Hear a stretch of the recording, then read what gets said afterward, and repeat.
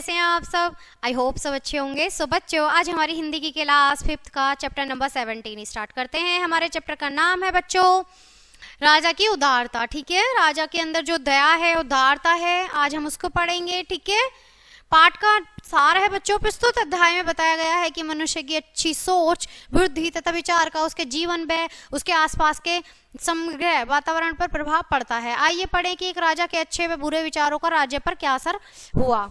ठीक है, विदर्भ में किसी समय सत्यजीत नाम का एक राजा था।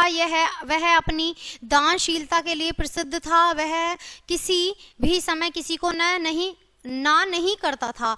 राजा राज्य के कुछ सामंतों को राजा का दान कार्य जरा भी पसंद नहीं आता था। वे अक्सर राजा को दान पुण्य करते समय हतोत्साहित करते थे। इसलिए वे राजा के विरुद्ध हमेशा इसी ताक में रहते थे कि जैसे भी हो राजा को किसी तरह से नीचा दिखाया जाए।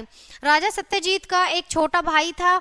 उसे राजा सत्यजीत की लोकप्रियता से बड़ी ईर्ष्या थी। इसका लाभ उठाकर ही राजा के सामंतों ने उसे राजा के विरुद्ध विद्रोह करने के लिए उकसाया। सामंतों का साथ देने से छोटा भाई विजय हुआ।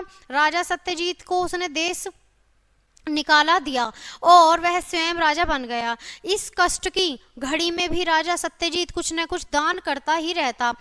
राज्य की जनता राजा सत्यजीत को बहुत चाहती थी। प्रजा को डराने के लिए राजा प्रसन्नजीत को सामंतों ने उन पर कड़ा नियंत्रण रखने के लिए समझाया। सामंतों की सलाह पर ही राजा ने प्रजा के बीच यह घोषणा करवा दी कि जो व्यक्ति राजा सत्यजीत का सिर कटवाकर लाएगा उसे 1 लाख रुपए पुरस्कार दिया जाएगा बच्चों।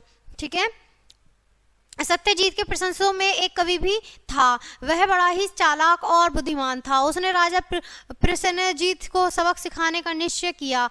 उसने केले के पेड़ की जड़ को इस आकार में काटा छाटा कि वह मनुष्य के सिर की तरह दिखाई दे। फिर उसने उसमें रंगों की सहायता से आंख, नाक, होठ वगैरह बनाए। ध्यान से देखने पर राजा का बहुत निकटवर्ती व्यक्ति भी उसे नहीं पहचान सकता था कि यह सिर असली है या नकली। उसे कपड़े में अच्छी तरह लपेटकर कवि उसे राजा प्रसन्नजीत के दरबार में ले गया। उसने दरबार में जाकर राजा से प्रार्थना की, महाराज, मैं एक कवि हूँ। राजा सत्यजीत तो अपनी दानशीलता के लिए जग प्रसिद्ध थे। चूंकि मैं बहुत गरीब हूँ, इसलिए आपकी घोषणा को सुनकर आपकी दरिद्रता दूर करने के लिए मैं आपके पास आया हूँ। मैंने आपके बड़े भाई अर्थात राजा सत्यजीत से कुछ मांगा तो उन्होंने मुझसे कहा, मैं तुम्हें उस समय धन नहीं दे सकता, परंतु यदि तुम मेरा सिर काट कर ले जाओ और उसे मेरे छोटे भाई राजा प्रसन्नजीत को दिखाओ तो अवश्य ही तुम्हें प्रसन्न होकर भी वह पुरस्कार के 1 लाख रुपए दे देंगे। लीजिए, मैं उनका सिर काट कर ले आया हूँ। अब आप अपने वचन का पालन कीजिए और मुझे पुरस्कार के लिए 1 लाख रुपए दिलवा दीजिए। यह कहकर कवि ने राजा को अपनी गठरी दिखाई। राजा प्रसन्नजीत ने जब अपने बड़े भाई सत्यजीत का कटा हुआ सिर देखा तो उसने अपने सामंतों पर बड़ा क्रोध आया, क्योंकि उन्हीं की सलाह पर उसने यह घोषणा करवाई थी। अब उसे अपने बड़े भाई की दानशीलता पर विश्वास हुआ। साथ ही वह ग्लानि और पश्चाताप से भरकर फूट कर रोने लगा। यह देखकर कवि ने उससे रोने का कारण पूछा। राजा ने कहा, मुझे बड़ा भारी पाप हो गया है। इन सामंतों के उकसाने पर ही मैंने अपने भाई की ऐसी दुर्दशा कर डाली।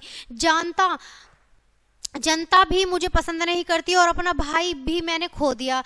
जरूर दे दूंगा, ठीक है, जरूर दे दूंगा, पर क्या अब संभव है? यह कहते हुए प्रसन्नजीत कवि के पैरों पर गिरकर रोने लगा। कवि ने कहा, राजन, आप मेरे साथ वन में चलिए। मैं